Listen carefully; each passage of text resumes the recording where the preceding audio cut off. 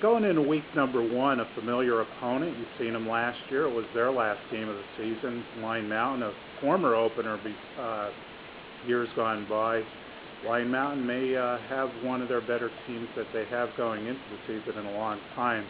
But this year, your offense seems a little bit ahead of the game in terms of compared to last year. More skilled people coming back with a lot of repetitions, a lot of yardage under their belt. How do you see this one shaping up, possibly in week one, with already playoff implications on the line? Well, you never know going in an opener. Both teams are starting out a new season, and you have a lot of projections coming into the season from the media and so forth with expectations based on the number of returning starters and things like that. But the X factor, I think, is you never know how those kids that may have been in the program and have some experience and now they become first-year starters, you don't know the strength of those players. And so that's always a variable that is kind of left out. But with that said, Lime Mountain has enough people returning off last year's team that they are projected to be a very strong Class A team this year. We have seen them on film in one of their scrimmages, in person in the other scrimmage, and they certainly do have a good bit of talent. They seem to have a nice balanced team. They've changed some things offensively. They were a difficult team to prepare for previously because they ran the veer option, and we don't see it much. And it was a unique offense to us, and it gave us some problems, and we really had to go out of our way to be ready to try to defend it.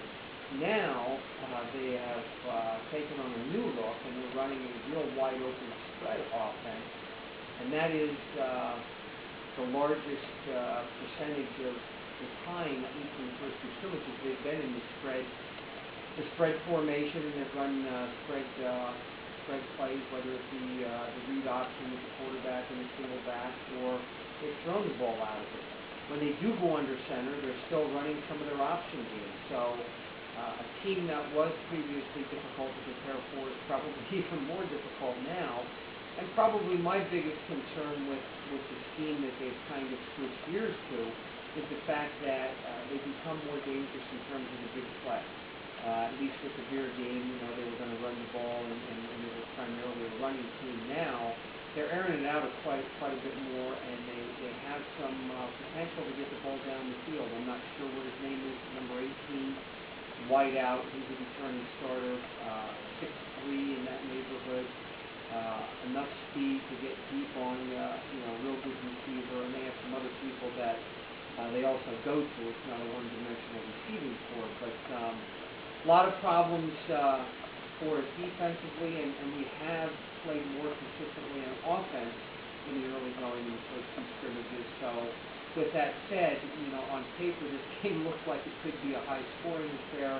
That's something we want to try to prevent, and our big emphasis going in is to try to be prepared defensively and to try to improve defensively from where we were here in the first two scrimmages. And that's going to be a challenge with a team that I think at this point in the season, for an early season game, I think this team is pretty well polished with their scheme, which happens to be a wide open scheme.